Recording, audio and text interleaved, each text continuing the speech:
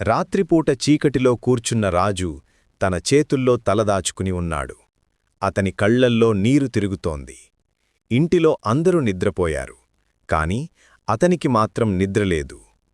గత కొన్ని నెలలుగా అతని జీవితంలో ఏమీ సరిగా జరగడం లేదు. ఉద్యోగంలో ఇబ్బందులు, ఇంట్లో గొడవలు, స్నేహితుల నుండి దూరం అన్నీ కలిసి అతన్ని చాలా బాధపెట్టాయి. అప్పుడు అతని మనసులో ఒక గొంతు వినిపించింది. అది అతని తాత శివయ్య గొంతు. నీ కన్నీళ్లను నేను చూస్తున్నాను, నీ మౌనాన్ని నేను అర్థం చేసుకున్నాను. సమయం వచ్చినప్పుడు నీ జీవితం నేనే మారుస్తాను.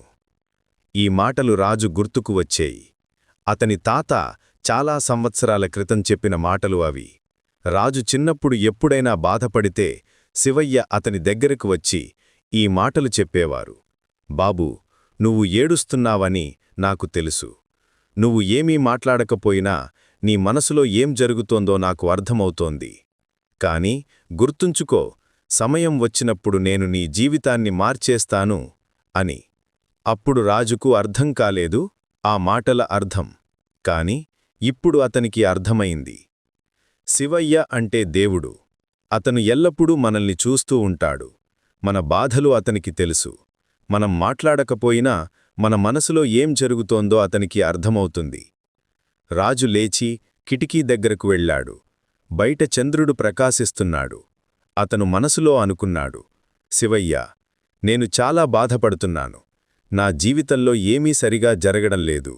కాని నేను నమ్మకం వదలను.